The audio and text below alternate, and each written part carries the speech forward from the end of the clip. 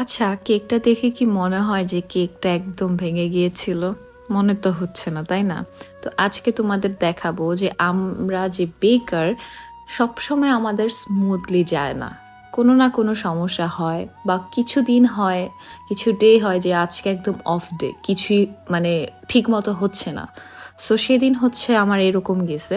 তো আমার হচ্ছে অর্ডার ছিল রেড ভেলভেট কেক।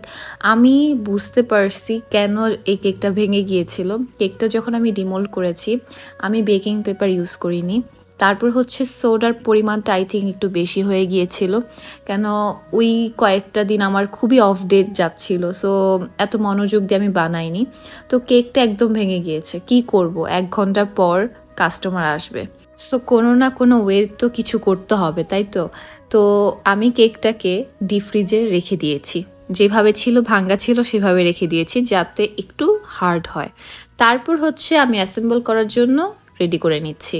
তো প্রথম আমি কেকটা সুন্দরভাবে বসিয়ে দিয়েছি। তারপর হচ্ছে ক্রিম চিজ ফ্রস্টিং দিয়ে, মানে ফুল কাভার ফ্রস্টিং সব কিছু ক্রিম চিজ দিয়ে করতে হতো। কাস্টমার এটাই বলেছে। একদম ক্লাসিক একটা রেড ভেলভেট কেক ছিল। সো আমি একদম আলতো হাতে ক্রিম চিজ দিয়ে তারপর হচ্ছে মানে সুন্দরভাবে এটাকে সেট করে নিচ্ছি। এখন আমার সাইডে যদি অন্য কেউ হতো প্যানিকে চলে যেত। আমিও 1 মিনিটের জন্য আমি মানে ছিলাম যে কি করবো, বাট এটা আমাকে তো ঠিক করতেই হবে। তো আমি যদি নরম অবস্থায় করতাম তাহলে এটা হতো না। সো এটা ডিপ ফ্রিজে রেখে একটু হার্ড করে দেন আমি করতেছিলাম। তারপর হচ্ছে কেকটাকে আমি মানে ফার্স্ট লেয়ার করে আবার ডিপ ফ্রিজে রেখে দিয়েছি, দেন আবার সেকেন্ড লেয়ারটা করেছি। তো এই তো এইভাবেই আস্তে আস্তে হচ্ছে আমি কেকটাকে রেডি করে নিয়েছি। সো সব সময় যে সব কাজ সুন্দরভাবে যায়, ঠিক মতো যায়, এটা না। আমরাও মানুষ, এটা আমাদের হাতের কাজ, আমরা কোনো রোবট না। সো একটু তো ভুল হতেই পারে। আর এই তো আর কি বলবো। সবাই মনে করে হ্যাঁ তোমার কেক এত পারফেক্ট হয়, এটা হয় ওইটা হয় না। অনেক কাহিনী থাকে একটা কেকের পিছে, যে শুধু কেক না, যে কোনো জিনিসের পিছেই অনেক কাহিনী থাকে। আমরা জাস্ট তোমাদের সাথে ভালোটা শেয়ার করি। সো আমি এই ভিডিওটা মানে যখন শ্যুট করতেছিলাম আমি ভাবিনি যে এটা ভেঙে যাবে। তো আমি প্রায় অনেক দিন হয়েছে কেকটা বানিয়েছি, চিন্তা করছিলাম দিব কি না। তখন বললাম যে সবসময় ভালো দেই, খারাপটাও দেখাই। আমাদের যে খারাপটা হয় সেটাও শেয়ার করা উচিত আমি মনে করি।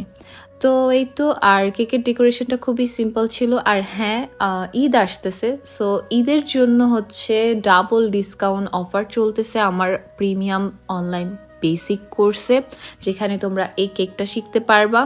আর হচ্ছে এই তো, এই ডাবল ডিসকাউন্ট কেউ মিস করো না। আর আরেকটা রিকোয়েস্ট করতেছি, অনেকজন আমি থাকি বা আমার মডারেটর থাকে, শুধু প্রত্যেকটা ব্যাচে হচ্ছে প্রাইস জানতে চায়। লাইক এখন আমার 15th ব্যাচ চলতেছে। সো এমনও কেউ আছে যে মনে করো সেই 15 বারই আমাকে আস্ক করছে প্রাইস কত। সো আমার প্রাইস সেম ওই রকমই থাকবে, একটু ডিসকাউন্ট থাকবে এই।